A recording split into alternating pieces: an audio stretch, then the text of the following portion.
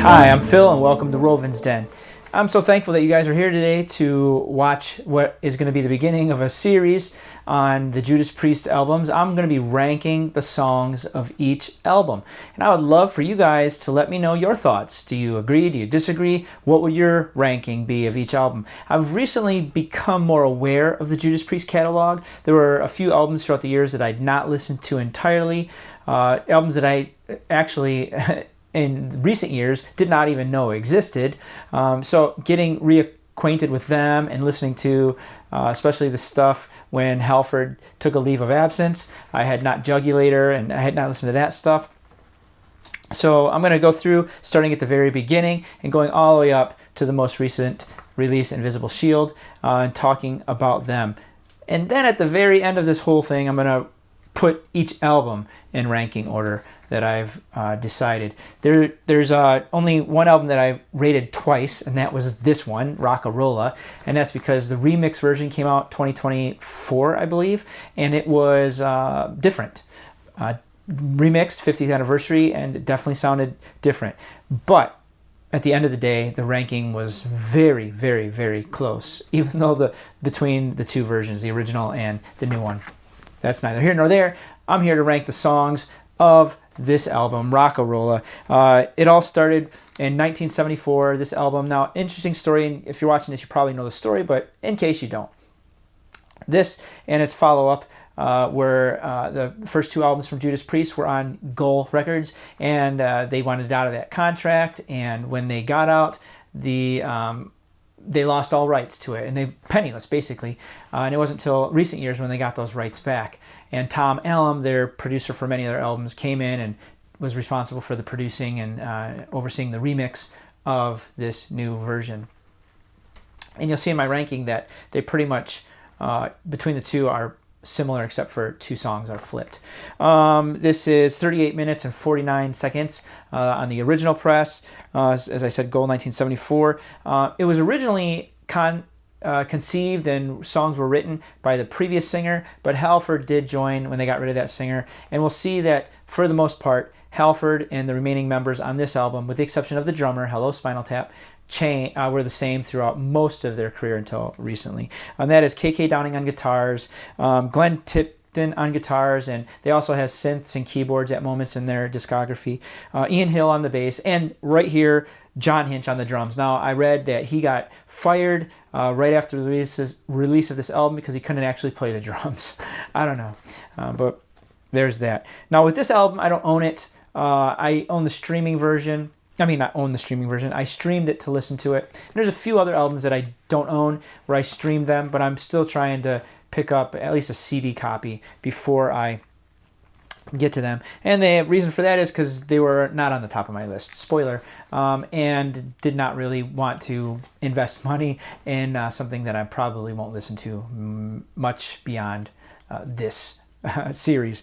All right, now ranking, I'm going to start with the bottom. Right at the bottom is the 10th song on the track. No, not the 10th song on the track. Right at the bottom is Dying to Meet You. It's the third song on the second side if you're listening to the vinyl. And it, man, I don't know. Like, out of 5 is how I rated these songs, and I gave this one a 2. It is lacking big time for me. The vocals, I just sat there and I wrote, yeah, what is he doing here? It's a strange low melody I have written down. It's very boring and generic, is how I would explain it. It's a forgettable garage band sounding song to me. And that doesn't mean that this whole album is horrible. I know it's so different than what comes later. It's more blues based, and I actually enjoyed some of the songs, as we'll see. But this song in particular, whew, yeah, no. Number 9 was Winter Retreat. That's the 5th song on that first side. And it's a ballad. It's a very interesting ballad. It's got prog soundy, like Pink Floydish sounds in it. I felt at times. It's an acoustic ballad. It's very short, but nothing out of the extraordinary. So that's why it's rated number 9. Number 8, I have Deep Freeze. It's the 4th track on that first side. And this is where it's like a psychedelic solo instrumental. I remember growing up watching the Creature Features show, where they would have, Godzilla and Attack of the Shrinking Man or whatever it was called, and they would always introduce it with this music that was like Led Zeppelin music. We had like Elvira and all these other hosts, right? And the type of music that they would play. This is what that reminded me of on this one. Number 7, we have Never Satisfied. It's the first track on the second side. Again, there's for me a standard rocker, nothing special. Basic blues infused. And for that aspect, I appreciated it, but not enough to bring it up into that top 5.